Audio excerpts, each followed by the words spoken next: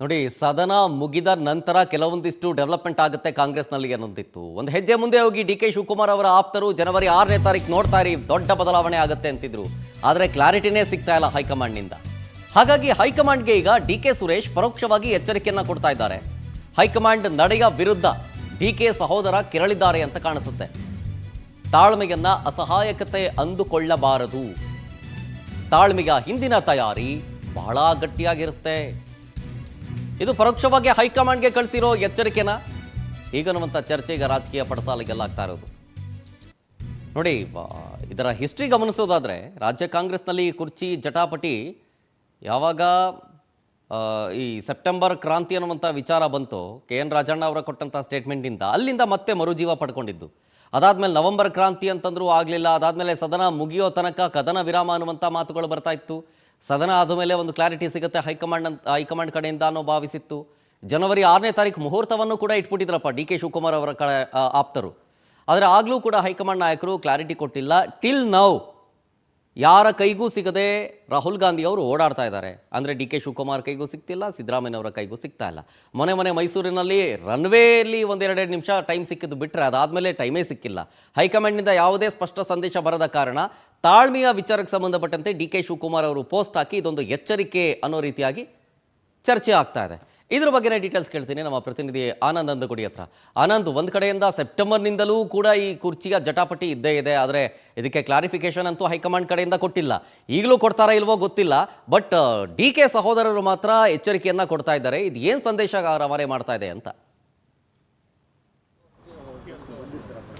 ಶರತ್, ಪ್ರಮುಖವಾಗಿ ಅಧಿಕಾರ ಹಸ್ತಾಂತರದ ವಿಚಾರವಾಗಿ ಹೈಕಮಾಂಡ್ ನಾಯಕರು ಇದುವರೆಗೂ ಕೂಡ ಕ್ಲಾರಿಟಿಯನ್ನ ಕೊಟ್ಟಿಲ್ಲ. ಹೀಗಾಗಿ ಡಿ ಕೆ ಶಿವಕುಮಾರ್ ಸಹೋದರರು ಸರ್ವೇ ಸಾಮಾನ್ಯವಾಗಿ ಬಹಳಷ್ಟು ಒಂದು ಅಸಮಾಧಾನಗೊಂಡಿರ್ತಕ್ಕಂಥದ್ದು.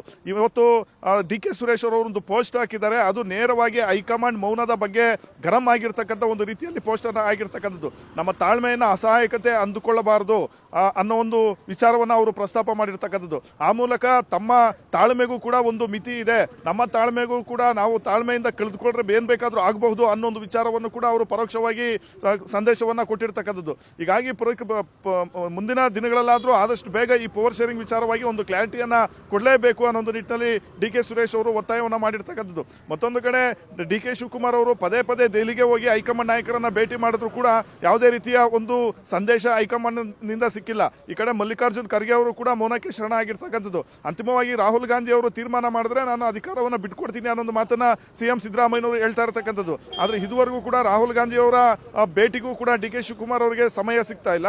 ಜೊತೆಗೆ ಹೈಕಮಾಂಡ್ ನಾಯಕರು ಕೂಡ ಇದ್ರ ಬಗ್ಗೆ ಒಂದು ಕ್ಲಾರಿಟಿಯನ್ನ ಕೊಡ್ತಕ್ಕಂಥ ಕೆಲಸವನ್ನ ಮಾಡ್ತಾ ಇಲ್ಲ. ಹೀಗಾಗಿ ಡಿ ಕೆ ಸುರೇಶ್ ಅವರು ಅಣ್ಣನ ಪರವಾಗಿ ಅಖಾಡಕ್ಕೆ ಇಳಿದಿದ್ದಾರೆ ಅಂತಾನೆ ಹೇಳ್ಬೋದು.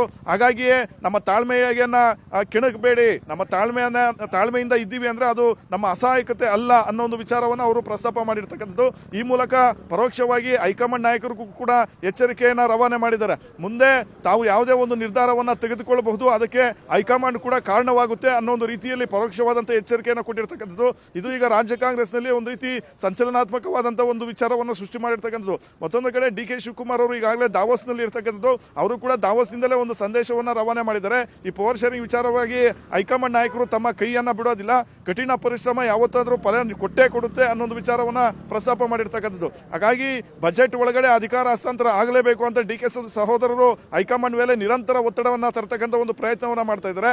ಈ ರೀತಿಯ ಒಂದು ಪೋಸ್ಟ್ ಮತ್ತು ಈ ರೀತಿಯ ಒಂದು ಹೇಳಿಕೆಗಳ ಮೂಲಕ ಹೈಕಮಾಂಡ್ ನಾಯಕರನ್ನ ಅವರ ಗಮನವನ್ನ ಸೆಳೀತಕ್ಕಂಥ ಒಂದು ಪ್ರಯತ್ನವನ್ನು ಕೂಡ ಮಾಡ್ತಾ ಇದ್ದಾರೆ. ಈ ಕಡೆ ಸಿಎಂ ಮತ್ತೆ ಅವರ ಟೀಮ್ಗೂ ಕೂಡ ಒಂದು ಸಂದೇಶವನ್ನ ಕೊಡ್ತಕ್ಕಂಥ ಕೆಲಸವನ್ನ ಮಾಡ್ತಿದ್ದಾರೆ. ಶರತ್, ಓಕೆ, ಥ್ಯಾಂಕ್ ಯು ಆನಂದ್ ಡೀಟೇಲ್ಸ್ಗಾಗಿ.